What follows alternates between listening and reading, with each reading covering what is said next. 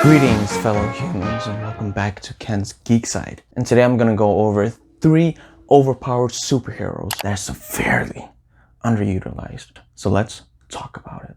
Number 1, Animal Man. Yes, I've went over how overpowered he was in some of my previous videos, but let me get in depth here. His powers are as strong as Swamp Thing. So Swamp Thing is the Pillar of Green, which is a cosmic energy force that animates plant life all throughout the universe. And recently, it has been confirmed that Swamp Thing's power is systemic all throughout the multiverse.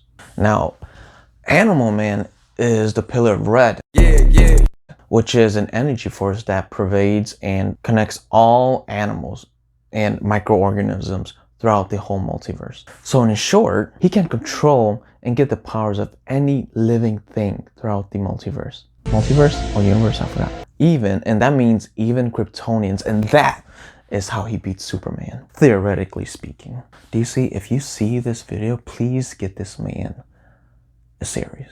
Number 2, the Sentry. It's a bird. It's a plane.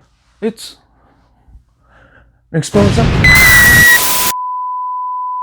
The Sentry is Marvel's other answer to DC Superman. The other is Hyperion, which I'll probably make a video about him in the future. But let me tell you about his powers. I want him PO'd at Marvel for pulling a shady move on him. The Sentry's powers are kind of endless. He has super strength, super speed, super acute senses, flight, ability to recreate himself. And the crazy thing is, his limits aren't known. It is said to be omnipotent, and he holds back sometimes. Oh, and he has this evil other half called the Void, who is like a universal threat. He went toe-to-toe with World War Hulk, freaking ripped Carnage in half, flew into the sun to commit suicide, but regenerated by from one molecule that survived. Crazy, right? But he barely shows up. The last time he did, which I was really disappointed about, was the recent King in Black issue 1, where Null, the king of symbiotes or the god of symbiotes, ripped him in half like he did Carnage, and the Sentry didn't regenerate. He literally is DED, dead. Now I know in comics he'll eventually come back and stuff, but they did my boy dirty. Real dirty.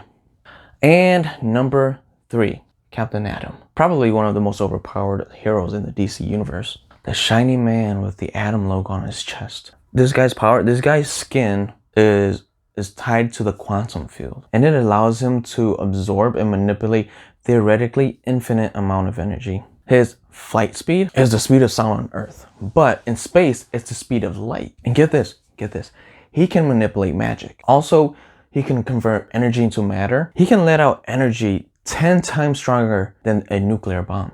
Dude, come on. The list goes on and on, but his appearance in DC is gone and gone. I mean, the last time I've read something about him was 2017's Rebirth. I think the fall and rise of Captain Atom. And he's been quiet since then. Pretty sad. Okay, so before I end the video, I'd like to say something about the comic book industry. Now, I know that the ones we usually read about are the moneymakers, the A-list heroes. But because they've been used so much, it's hard to make them fresh anymore. If it was up to me, I'd publish one underutilized character for a miniseries, at least once a year or every 2 years, to give readers a fresh, something new to read. Yeah, with that said, thank you for sticking by, listening to me ramble, and yeah, I'll see you guys in the next video. Stay safe, happy reading.